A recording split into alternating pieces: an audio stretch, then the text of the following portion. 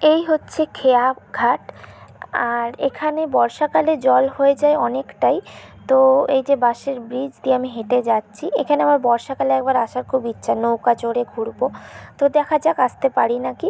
এত সুন্দর জায়গা, মানে সত্যি আমি আরও একবার অবশ্যই আসবো টাইম করে। আমার পিসির বাড়ি এখানে, তো আমার ছোটো পিসির বাড়ি, আমি অবশ্যই আসবো।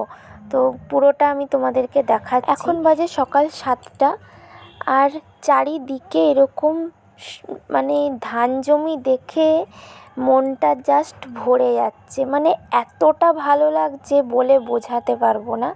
সাইকেলে করে আমরা যাচ্ছি, সকালবেলা একটা মনোরম পরিবেশ। আর এই যে আমার বর চলে গেল সাইকেলের পিছনে বসে, আর আমি আমার দাদার সাইকেলের পিছনে বসে যাচ্ছি। তো অসাধারণ অনুভূতি, মানে বোঝাতে পারবো না কতটা ভালো লাগছিল। যে শহরে থেকে থেকে সবসময় হঠাৎ করে গ্রামে গিয়ে মানে আসতে ইচ্ছেই করছিল না। চারিদিকটা এত সুন্দর, এত ভালো লাগছিল, মানে গ্রামের পরিবেশের সত্যি কোনো তুলনা হয় না। মানে আমরা শহরে থাকি ঠিকই, কিন্তু গ্রামের সাথে কোনো তুলনাই হয় না শহরের। এত সুন্দর পরিবেশ, এত শান্ত পরিবেশ, চারদিকটা এত সুন্দর। মানে যে তোমরা যে যাবে এই সকালের মুহূর্তটা, মানে সে সবসময় মিস করবে।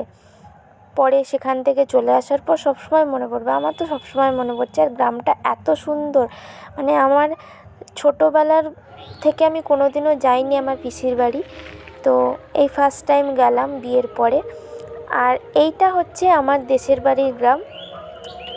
এখানেও একই রকম ক্ষেত জমি রয়েছে। তো আমি একটু ঘুরে বেড়াচ্ছিলাম আমার বরকে সাথে নিয়ে।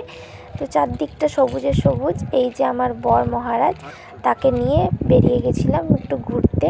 আগে আমার বোনকে নিয়ে যেতাম গেলেই, তো এখন বোন পড়তে গেছে, তাই বরের সাথেই বেরিয়েছি। ভিডিওটি ভালো লেগে থাকলে একটা ছোট্ট লাইক, আর আমার চ্যানেলে নতুন হয়ে থাকলে সাবস্ক্রাইবটা অবশ্যই করে দিও। আর আমার এই গ্রামটাকে ভালো লেগে থাকলে অবশ্যই লাইক করো কিন্তু।